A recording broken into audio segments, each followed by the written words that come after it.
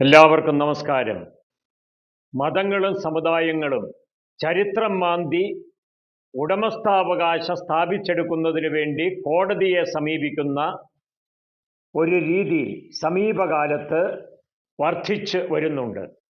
അത്തരം രീതികളെ കോടതികളും ഭരണകൂടങ്ങളും പ്രോത്സാഹിപ്പിക്കുന്നത് രാജ്യത്തിന് വിനാശകരമാണ്. നമ്മുടെ രാജ്യം സ്വതന്ത്രമാകുന്നതിന് മുൻപ് ഇവിടെ രാജ്യഭരണമായിരുന്നു. രാജാക്കന്മാരുടെയും ചക്രവർത്തിമാരുടെയും പടയോട്ടങ്ങൾ നടന്ന നാടാണ് നമ്മുടേത്. പലതും പിടിച്ചെടുക്കുകയും പിടിച്ചടക്കുകയും തച്ചുടയ്ക്കുകയും ഒക്കെ ചെയ്തിട്ടുണ്ട്.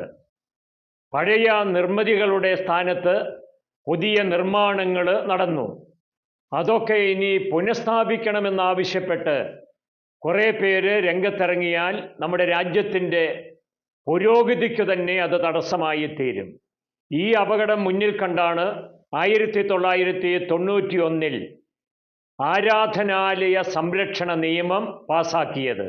1947 തൽസ്ഥിതി ആരാധനാലയങ്ങളുടെ കാര്യത്തിൽ തുടരണം എന്നതാണ് 1991 വിധിയുടെ സാരം. എന്നാൽ അന്ന് അയോധ്യയിലെ ബാബറി മസ്ജിദിനെ മാത്രം ഈ പൊതു നിയമത്തിൽ നിന്ന് ഒഴിവാക്കിയിരുന്നു.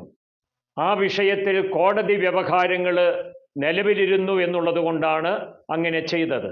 ഈ നിയമം നിലനിൽക്കെ എന്തുകൊണ്ടാണ് ചരിത്രത്തെ മാറ്റിമറിക്കുന്നതിനു വേണ്ടി ഇന്നും കോടതികളിൽ ഹർജികൾ സ്വീകരിക്കപ്പെടുന്നത് എന്ന് പരിശോധിക്കേണ്ടത് ആവശ്യമാണ്. ഏതെങ്കിലും ഒരു കോടതി ഇത്തരത്തിലുള്ള ഹർജികൾ സ്വീകരിക്കുന്നതായി കണ്ടാൽ എല്ലാ കോടതികളിലും സമാന രീതിയിലുള്ള ഹർജികൾ ഉണ്ടാകുമെന്നുള്ളത് എല്ലാവർക്കും അറിയുന്ന കാര്യമാണ്. ഇത്തരത്തിലുള്ളൊരു ഹർജി അടുത്ത കാലത്ത് രാജസ്ഥാനിൽ വലിയ വിവാദങ്ങൾക്ക് കാരണമായി. രാജസ്ഥാനിലെ അജ്മീർ ദർഗ മുമ്പ് ക്ഷേത്രമായിരുന്നുവെന്നാണ് ഇപ്പോഴത്തെ കണ്ടെത്തൽ.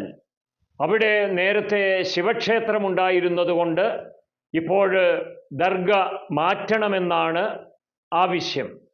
ഓരോ മതക്കാരും ഇത്തരം ആവശ്യങ്ങളുമായി വന്നാൽ മോസ്കുകൾ മാത്രമല്ല ക്ഷേത്രങ്ങളും പള്ളികളുമെല്ലാം പൊളിച്ചു നീക്കേണ്ടതായി വരും. ഒരു നിർമ്മാണം പൊളിച്ചു നീക്കാൻ യാതൊരു ബുദ്ധിമുട്ടുമില്ല. അതിനെല്ലാമുള്ള സാങ്കേതിക സൗകര്യങ്ങൾ ഇന്നുണ്ട്. എന്നാൽ ഒരു ആരാധനാലയം പൊളിക്കുമ്പോൾ പൊളിച്ചു മാറ്റപ്പെടുന്നത് മതസങ്കല്പങ്ങൾ, മതവികാരങ്ങൾ, മതവുമായി ബന്ധപ്പെട്ട ജീവിതക്രമങ്ങൾ എല്ലാമാണ് എന്ന് മറക്കരുത്. ഒരു ആരാധനാലയം പൊളിച്ചു നീക്കുമ്പോൾ മതേതരത്വമാണ് നീക്കപ്പെടുന്നത്. ഒരാരാധനാലയം പൊളിച്ചു നീക്കുമ്പോൾ രാജ്യത്തെ സമാധാന നിലയാണ് മാറുന്നത്. മതസൗഹാർദ്ദമാണ് തച്ചുടയ്ക്കപ്പെടുന്നത്. പരസ്പര വിശ്വാസവും സഹകരണവുമില്ലാതെ ഒരു രാജ്യത്തിനും മുന്നേറാനാവുകയില്ല എന്ന് നമ്മൾ അറിയണം. ചരിത്രത്തിൻ്റെ കുഴി തോണ്ടുന്ന പ്രവണത ചില മതങ്ങൾക്കും ചില രാഷ്ട്രീയ പ്രസ്ഥാനങ്ങൾക്കും കൂടുതലാണ് എന്നുള്ളതും നമുക്കറിയാം. മതം രാഷ്ട്രീയത്തെ സ്വാധീനിക്കുകയും രാഷ്ട്രീയം മതത്തെ വിജയത്തിനു വേണ്ടി ഉപയോഗിക്കുകയും ചെയ്യുന്നിടത്താണ് ഇത് കൂടുതൽ. ചരിത്രത്തിൻ്റെ കുഴിമാന്തുന്ന ഈ പ്രവണത രാജ്യത്തിന് ആപത്താണ് എന്ന് തിരിച്ചറിഞ്ഞാണ് RSSന്റെ മേധാവി മോഹൻ ഭാഗവത് നാഗ്പൂരിൽ വെച്ച് പ്രവർത്തകരോട് ചോദിച്ചത്, നിങ്ങൾ എത്ര കാലം ശിവലിംഗം അന്വേഷിച്ച് മോസ്കുകൾ പൊളിക്കുമെന്ന്. RSS മേധാവി ഇത് ചോദിച്ചുവെങ്കിലും പ്രവർത്തകർ തങ്ങളുടെ കുഴിമാന്തൽ പ്രവർത്തനം തുടർന്നുകൊണ്ടേയിരിക്കുകയാണ്. RSS സ്ഥാപിതമായിട്ട് 2025 100 വർഷം പൂർത്തിയാവുകയാണ്. രാജസ്ഥാനിലെ അജ്മീർ ദർഗ പ്രശ്നം വിവാദമായത് അവിടുത്തെ ഒരു ജഡ്ജി ആർക്കിയോളജിക്കൽ സർവേ ഡിപ്പാർട്ട്മെൻറ്റിനും കേന്ദ്ര സർക്കാരിനും ദർഗ കമ്മിറ്റിക്കും നോട്ടീസ് അയച്ചതിന് ശേഷമാണ്. ഈ കേസ് ഇനി കോടതിയിൽ പരിഗണിക്കുന്നത് ഡിസംബർ മാസം 20-ാം തീയതിയാണ്. ഉത്തർപ്രദേശിലെ സംബാലിൽ സമുദായ സംഘർഷത്തിൽ 4 പേര് കൊല്ലപ്പെട്ടതിൻ്റെ തൊട്ടടുത്ത സമയത്താണ് ഈ വിവാദ സംഭവം ഉണ്ടായിരിക്കുന്നത് എന്നുള്ളത് അതിൻ്റെ പ്രാധാന്യം വർദ്ധിപ്പിക്കുകയാണ്. സാംബാലിലെ ഷാഖി ജുമാ മസ്ജിദിൽ സർവേയ്ക്ക് എത്തിയതുമായി ബന്ധപ്പെട്ടാണ് അവിടെ സംഘർഷവും ആൾനാശവും ഉണ്ടായത്. ക്ഷേത്രത്തിന് മുകളിൽ മസ്ജിദ് പണിതുയർത്തി എന്നതാണ് അവിടുത്തെയും പരാതി.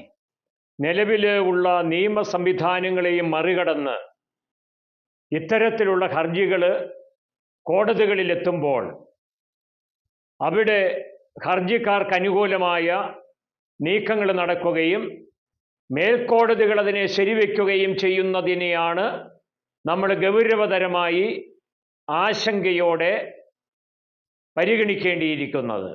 അതായത് സാമുദായിക സംഘർഷം ഉണ്ടാകാനിടയുള്ള ഇത്തരം ഹർജികൾ അതാര് കൊണ്ടുവന്നാലും മതം നോക്കാതെയും മുഖം നോക്കാതെയും നിരാകരിക്കാനുള്ള നടപടികളാണ് കോടതികളുടെ ഭാഗത്തു നിന്നും ഭരണകൂടങ്ങളുടെ ഭാഗത്തു നിന്നും ഉണ്ടാകേണ്ടത്.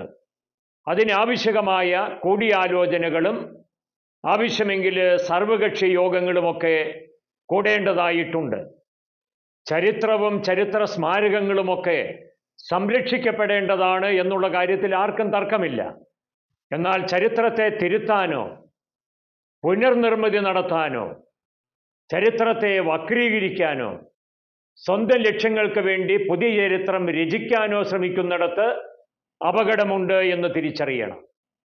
ഭരണഘടനയിൽ നിന്ന് മതേതരത്വം പോലെയുള്ള അടിസ്ഥാന മൂല്യങ്ങൾ എടുത്തു മാറ്റണമെന്ന് പല ഭാഗങ്ങളിൽ നിന്ന് ആവശ്യമുയരുന്ന ഒരു കാലഘട്ടത്തിൽ ഇത്തരത്തിലുള്ള ഹർജികളെയും നീക്കങ്ങളെയും കൂടുതൽ അപകട സൂചനകളായിട്ട് കരുതേണ്ടതുണ്ട്. ഇത്തരം ഘട്ടങ്ങളിൽ ഇസ്രായേൽ നമ്മുടെ മുൻപിൽ മാതൃകയായിട്ട് നിൽക്കുകയാണ്. ഇസ്രായേൽ എല്ലാവരുടെയും വിശുദ്ധ നാടായിട്ടാണ് അറിയപ്പെടുന്നത്. അവിടെ യഹൂദരുടെ സിനഗോഗുകളുണ്ട്, ക്രൈസ്തവരുടെ പള്ളികളുണ്ട്, അതുപോലെ തന്നെ മുസ്ലിങ്ങളുടെ മോസ്കുകളുമുണ്ട്. അവിടുത്തെ ഭരണാധികാരിയോ ജനങ്ങളോ ഇതിലേതെങ്കിലും ഒന്ന് നീക്കം ചെയ്യാൻ ശ്രമിച്ചാൽ സ്ഥിതി എന്തായിരിക്കും? ഭരണാധികാരികളുടെ ധാർമ്മികതയും ദീർഘവീക്ഷണവും ജനങ്ങളോടുള്ള താൽപ്പര്യവും വളരെ പ്രധാനപ്പെട്ടതാണ്.